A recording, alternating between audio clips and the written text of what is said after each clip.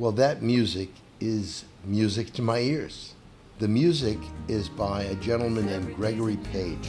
Gregory Page is a singer-songwriter, lives in San Diego. He's of Irish descent, works a lot with Jason Mraz. Jason Mraz and Gregory were both singing that intro. And the reason that intro I picked to be the background to our beginning and our end of our show is because the meaning of the song, the meaning of the lyrics, really hit home with me when I first heard it.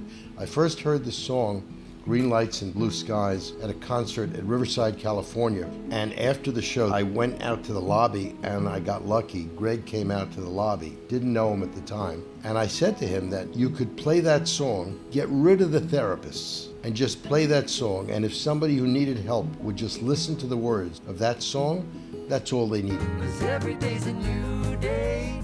Count your blessings, I say. Every day is a new day. Every day we wake up, we have a new experience, we have a new opportunity. Count your blessings each day. Be grateful. Get out of your own way so you can move. We do things that just mess ourselves up all the time. If we just allow ourselves to live and to feel, we'd be in so much better shape. Don't look behind and ask why. Yesterday is a canceled check. It's done. Can't do anything about that. Our ticket is for one ride. We're here one time. We only have one life. We gotta live it. Green lights and blue skies are on their way. It's a hopeful song that tomorrow is going to be a great tomorrow. For my part, music is one of the great things that allows me to stay sober. And the name of our show is Sobriety Society. We're going to bring the folks that are sober, the folks that have found a new way of life, people that were dependent on alcohol, people dependent on drugs, no longer living that way and living happy. We're going to tell you about their stories.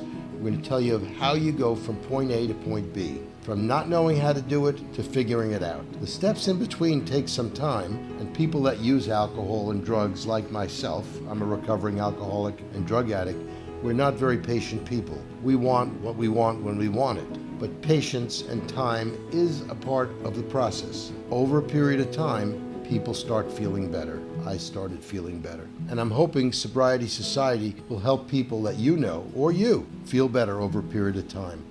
We're going to get cracking now and go meet somebody who's enhanced my life and who's made my sobriety a much more enjoyable and better experience.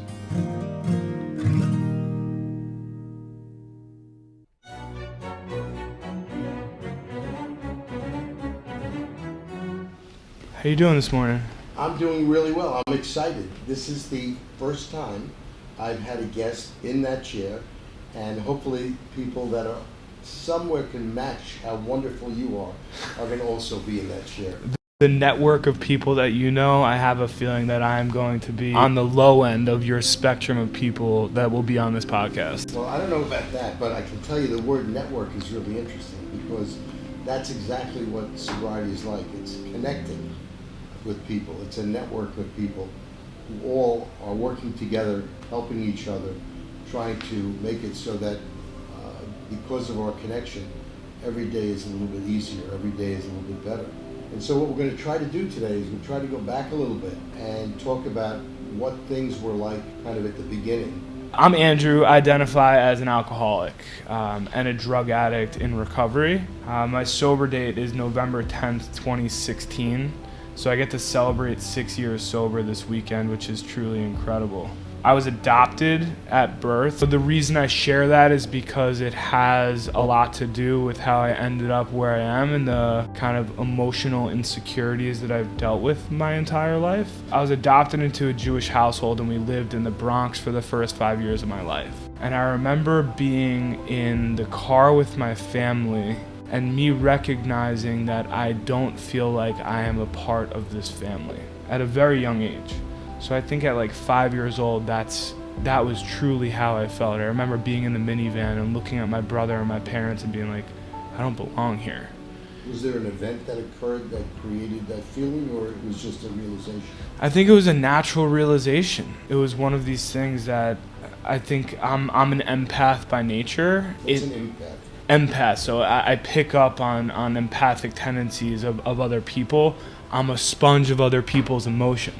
I don't know what drove that uncomfortability, but at a young age I was able to recognize that I didn't really feel comfortable in my nuclear household. From then I kind of got in trouble. I was the class clown. I was constantly trying to get out of myself and deflect, and not a bully, but definitely picking on teachers, acting out, getting kicked out of class. And finally I was in like middle school and they're like, "We've had enough of Andrew, he's a terror in class. Let's get him with a therapist." And that's when I was diagnosed with ADHD. A lot of people during the time that I was growing up kind of dealt with the same kind of stuff, where if you were a bad kid, you were sent to the office and likely you were put on medication. So I was given at first RITALIN, and very quickly, I was probably 13 or 14 at the time, I went from taking these little pills to putting these pills up my nose. You know, and it gave me this euphoric feeling inside. It was speed, essentially. And I quickly learned that I had the ability and the quick tongue, the gift of gab, if you will, to manipulate my doctor. So I went from these little Ritalin to Adderall, and then quickly to Xanax. I went to my doctor and I was like, "Hey, What age? 14. 14. Yeah. Impressive. Some would say that, you know? And then I found like booze, you know, and I was like, "Oh my God, I've arrived." At 14. Bar mitzvah season, so 13, Okay. you know? I think my first drink was like underneath the table at a bar mitzvah, you know, making out with a girl and sipping on wine. And that was not a profound experience. The making out or the wine? Oh, the wine. The making out was, you know. All these things put together, I'm like, oh my God, drinking and these Adderall and Xanax, all this stuff, and they're powerful drugs, got me to a place of like, oh my God, like this is it. This is the good stuff. And I was playing football like my whole life, and I got my first fake ID, and I'm like the life of the party, and I'm learning, oh my God, like here we are, Andrew 𝗥𝘁𝗲, let's go get the kegs and the beers and my first blackout, right? The cops were involved. So we were throwing like a party in the woods, and the cops came and they were like, "Who supplied all this booze?" And like I was the guy with the fake ID, you know? And I kind of rode that, and I was always getting in trouble and kind of for lack of a better term, the party animal of the crew. And that identity suited me really, really well. I enjoyed that. I really did.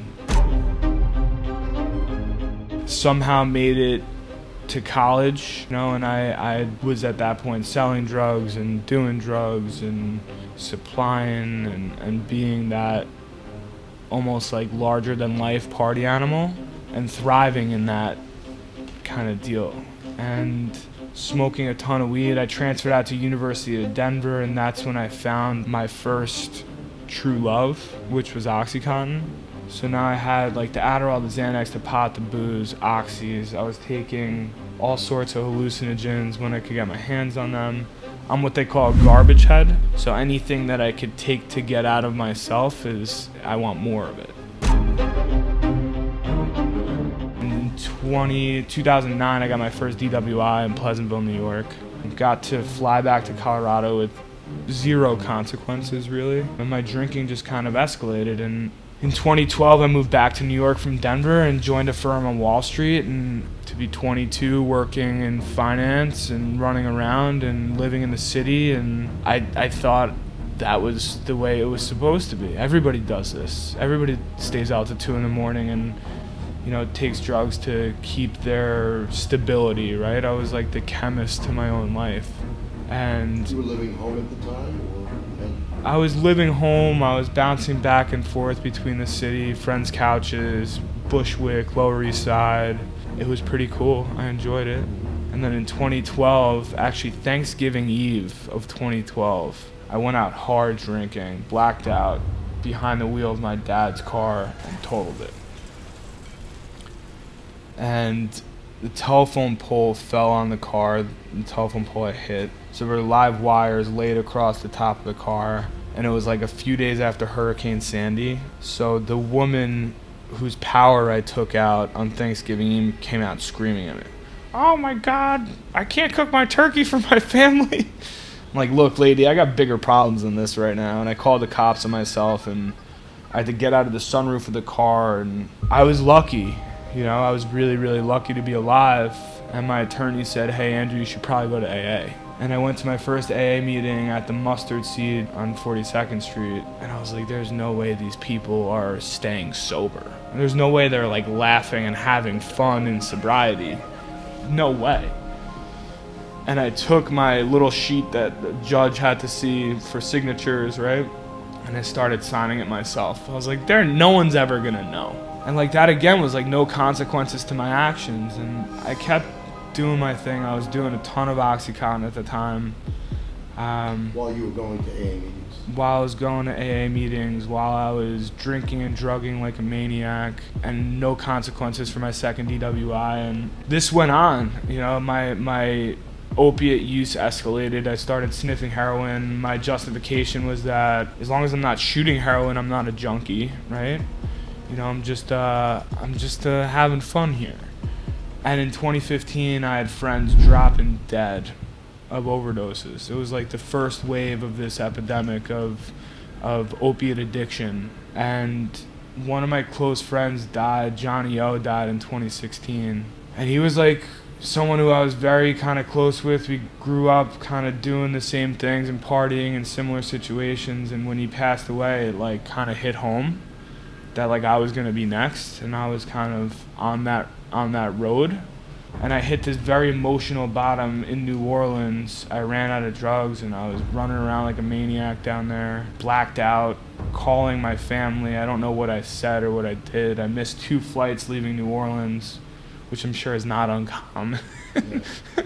But I landed in Newark, and my brother met me at the airport because I left my keys down in New Orleans with my shoes, my wallet, my dignity. And I saw my brother and I embraced him, and I just started crying. And I kind of knew that it was up. I would say that was an emotional bottom. I had broken up with the girl I was dating at the time because I wanted to go rip and run and do my own thing. That's how I ended up in New Orleans alone. And I went into the office. I work in a family business. I went into the office the following day in like my nicest suit, trying to play it off like it's just another bender. We've been here before. And my brother and my dad said, hey, let's go get breakfast. I said, okay, like, let's do it. And they're like, Andrew, we really think you should go get help. And I literally looked at them and said, what took you so long? And he said that he just hoped I would grow out of it. So I checked myself into rehab. I went to Karen Treatment Center out in Wernersville, PA. And I was the worst, I'm sure not the worst patient they've ever seen, but I was pretty bad. I checked in on Wednesday. By Friday, I was trying to leave.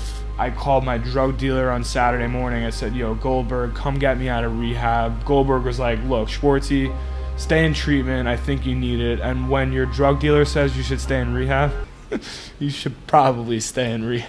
Yeah. Sunday morning, there's chapel there. And this guy, Damien, looked at me and he goes, look, Andrew, like, when else are you going to have 30 days for the rest of your life? When are you going to have 30 days to work on yourself in order to give you a life beyond your wildest dreams? And I looked at myself in the mirror and I hated the way I looked. I was physically probably close to 300 pounds. I knew that I had no coping skills to deal with life, and that it was described to me there that like the reason I was bouncing off the walls every morning is because I was going through, you know, detox. And the drugs that I had been putting in my body had this symptom of post-acute withdrawal that I had been going through. And every morning I would be like hell-bent on getting out of rehab, and I didn't identify as an alcoholic or drug addict, and it would take a few hours for me to breathe and come to grips of who I am and who I was and what I was trying to do. And I took suggestions, man, and one day at a time built a life that truly is beyond my wildest dreams today. So you come out of rehab after 30 days. Yes. And what does that look like? I was shaking like a leaf, not from like physical withdrawal symptoms, but from not having the ability to deal with anxiety and dealing with people and asking for help. And I remember going to my first AA meeting in Yorktown Heights, and I walked in, and like my buddy was sitting there. One of my friends from high school was sitting there. He's like, "Schwartzy, what are you doing here?" And I was like a deer. I was like trying to get sober, man. I just got out of rehab yesterday. And this is a God moment in retrospect. I did not have a God of my understanding then. I did not have a relationship with my higher power then. But looking back at it, it was God. Because I think without my buddy Danny sitting there, I don't think I would have been introduced or comfortable in AA the way I was. And he introduced me to Mike the plumber. And Mike the plumber said, "Hey, every morning you gotta call me at 6:45. Everybody needs a plumber. Everybody needs a plumber." He introduced me to 10 other guys who all called me and checked in on me in my first year of sobriety. And like 2 months into calling Mike the plumber every morning, I was like, "Dude, what is this about? Why do I have to call you every morning? We have the same conversation every day." And he was like, "Hey, Andrew, like if you call me on the good days, chances are you'll call me on the bad days before you pick up a drink or drug." And that was like brotherly love to me. I was like, damn, this guy's not doing this for anything but my well-being, right? The opposite of addiction is connection. And I don't think I ever had a connection before I got sober with people. You know, with my family, with my friends, with the men in my life that I call my network, that I depend on. And they say that we'll love you before you love yourself in AA, and I think that's also super profound and so true. It took me a few years to really love myself. Well, it's inspiring to hear where you started and what you went through, getting reset, so to speak. I know a little bit because you and I have a relationship, and I adore you and love you very much. How does it feel waking up in the morning, not picking up, not using, and what's going on in your life? I've been sober 6 years, and I think sobriety evolves like everything in life, right? And you know, the one thing that we could depend on in life is change. I got sober at 28. So I thought my life was over. How am I gonna fill my time? The only thing I knew was going to parties and smoking weed all the time and popping pills and sniffing things. And so in the beginning, like, I had to fill my time with simple things, right? With AA meetings, like a ton of AA meetings, with going to the gym. And my first goal was to be able to do 10 miles on a stationary bicycle at the gym. And when all else failed and I had nothing to do and I was so uncomfortable in my own skin, I would go get a massage.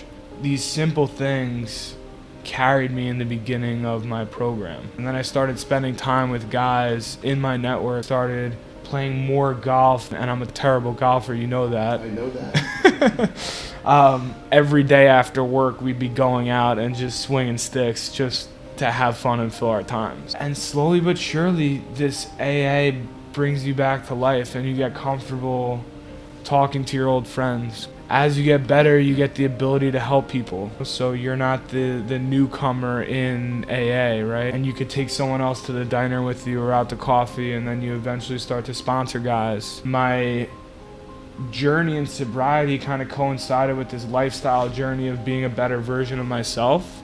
You know, when I was first getting sober, I was fat, I was overweight, I didn't like who I was, and so I started making these small goals, right? So my 10 miles on the bicycle went to, I'm gonna run a mile on the elliptical. And then, you know, the girl I was dating at the time said, "Hey, let's run a 5K in Riverside Park in March called the Frozen Penguin." It was freezing. And I said, "Okay, let's do it." And I ran like a 35-minute 5K. The photos of that are like amazing, because it was just the beginning.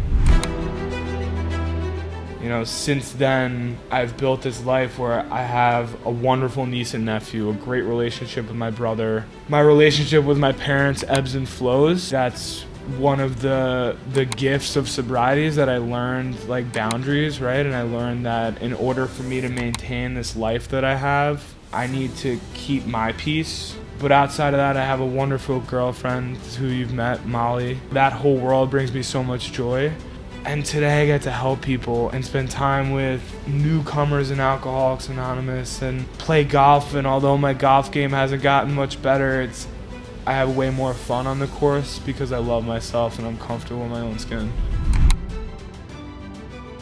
Sobriety for me is 100% abstinence from any mood-altering substance. So that's no drinking, no drugs at all, which is the way I like it.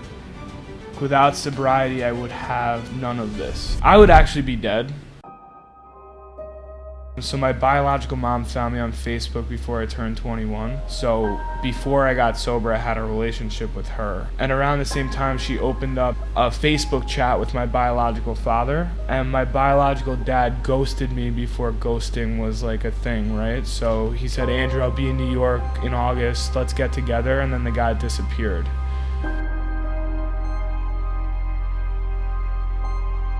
A few years into sobriety, I had the confidence to look this man up and see him and forgive him for this kind of resentment that I was carrying around for 10 years. Without sobriety, I don't think I would have had the ability to do something like that. And that is such an important piece of what we do as sober men in this world, which is forgiving not only ourselves, but forgiving people that have done distasteful things to us in the past. And it's truly a gift that I didn't know I deserved or that I could have. I think all the things that you described that you've gone through are going to make you an amazing dad. I can't wait to see what that looks like. One day at a time, right? One day at a time. Stay where your feet are. Definitely. Andrew, you're the best. I love you, buddy. Much. Give me a hug.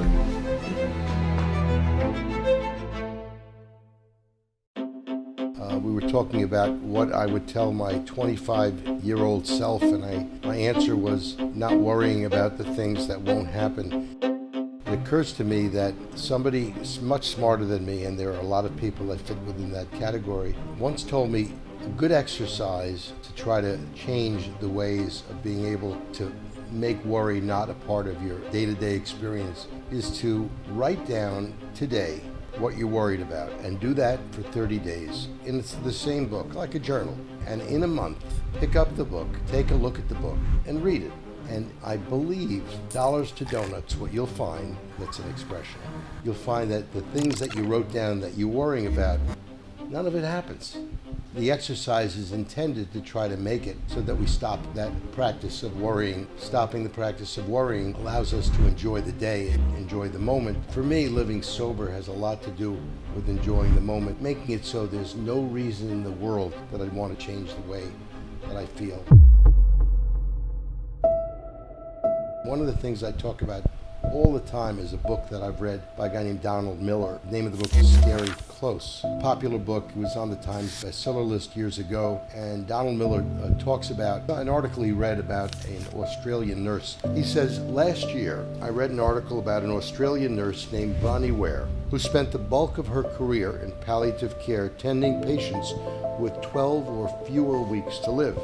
Not surprisingly, most of her patients had joys and regrets. However, they were able to find a higher level of clarity about what mattered most. Remarkably, the most common regret of the dying was that they wished they had the courage to live a life true to themselves and not the life others expected of them. As the author read about Bronnie's patients, it says, I wondered how many opinions I've wanted to share but held back for fear of criticism. What love I've wanted to express but stayed silent for fear of rejection. Or poems or stories I've never released because I didn't think they'd be good enough for publication. He says, it's true I've been hurt a few times after revealing myself. There have been people who lie in wait for the vulnerable and pounce as a way to feel powerful. But God forgive them. I'm willing to take the occasional blow to find people I connect with. As long as you're willing to turn the other cheek with the mean ones, vulnerability can get you a wealth of friends. And this is the piece that really hit home with me.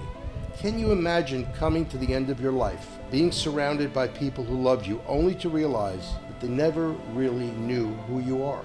Or having poems you'd never shared, or injustices you said nothing about? Can you imagine realizing then that it was too late? So what's the lesson? The lesson is to be yourself. Find out who you are, who you want to be. That's who you need to be, being yourself. And for me, being happy in sobriety, not just not using, not just not drinking, being happy not using, being happy not drinking is really the magic.